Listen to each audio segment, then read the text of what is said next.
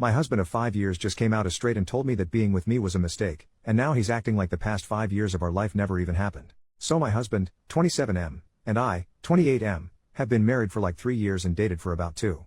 In total, 5 years of a gay relationship. We're two men, have always been two men, and I don't think that's going to change anytime soon. My husband and I have had a rather healthy relationship for the most part. Of course we have minor arguments every now and then, but what relationship is perfect? In the end we always resolve them and our affection would continue as normal. This is kind of why I'm really confused by what's going on with us. Why now? I'm a Christian. I know a lot of people don't like the idea of that, but gay Christians do exist. My husband was agnostic, not necessarily an atheist, just wasn't completely on board with any religion. And that's fine, I would have supported him if he found peace in literally anything.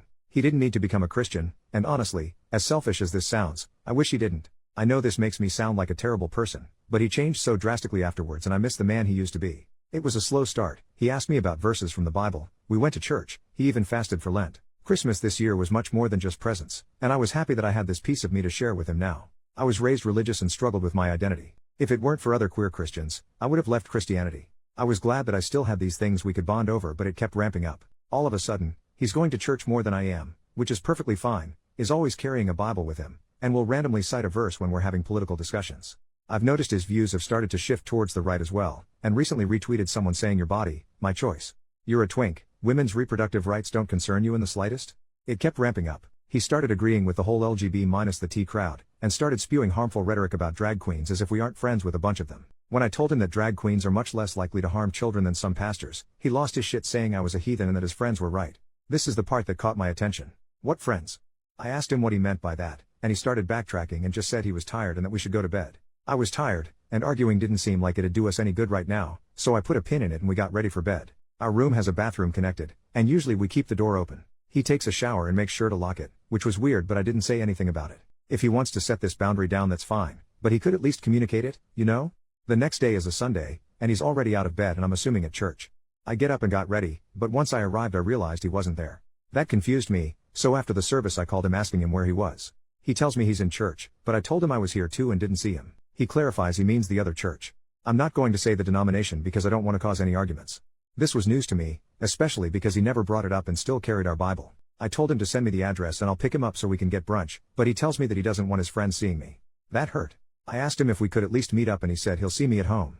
After a few hours, he finally comes home. He says we need to talk. I agreed. I wanted to ask him why he didn't want his friends seeing me, and as I opened my mouth to ask the question he set him straight. I stared at him for a bit, and he continued, explaining that his church helped him realize he wasn't going to see the kingdom of God if he continued living in sin and that he needed to leave me as soon as possible. He told them about the pastor comment I made last night, and they said that I was a devil trying to lure him away from Christ. He started repeating a lot of the same rhetoric I heard from other Christians growing up, and it really upset me. He even said that I could be saved, and that I already had the traditionally masculine look so I had that going for me, and that I just needed to steer away from homosexuality. I feel like I'm in an alternate reality right now. I'm being told by the love of my life that I'm a devil that needs to return to Christ because I shut down his homophobic rhetoric. My gay husband is being homophobic. I'm sorry, but not once in the 5 years we've been together did he realize he was suddenly straight. It just doesn't work like that. It's not like we're in some other universe where compomo is a thing, right? I told him that he needed to leave and that we could discuss arrangements afterwards. I still want him, I love him, but I have no idea how he could look at me with a straight face and tell me all of that. He started arguing saying that he didn't want to leave and that we could be friends, so I told him that I wouldn't be friends with a self-hating queer for the life of me. He packed a bag and left. His location shows he's at some random house I've never been to, but I assume that's one of the churchgoers he's friends with. I don't even know what I'm supposed to do from here. Did I seriously just lose my husband? I don't understand how this could happen. What can I do now? I miss him already. Update, 5 days later. Thank you to everyone who gave me genuine advice on my last post. I'll quickly answer some common questions. No, he does not have a family history of bipolar disorder or any other mental health disorder that would cause sharp changes. No, he isn't cheating on me with one of his church friends, but I will get more into this later. No, he isn't bi. I'm bi, and we've had conversations and he said he experimented in high school but it wasn't for him. I talked to his family and our friends about the whole thing. I explained we were separating because of his newfound faith and how he's acting. I told them about the shit he said and they're all worried for me. I don't think that I'm in any sort of danger, honestly. I did talk to my church about this, and they told me that the church he's attending is notorious for this sort of thing. One of them will show up after a service and wait outside, and if someone is walking out alone they'll come up to them and start chatting. They'll pretend they go here until they've talked to the person enough times to invite them to their church. Apparently he was attending my church even on days where I wasn't, so he was alone a lot. It's really f***ing predatory and it low-key pisses me off that he was enjoying my church and it led to him being taken away from me. I've had limited contact with him in the past few days. He came over last night, saying he needed to talk to me.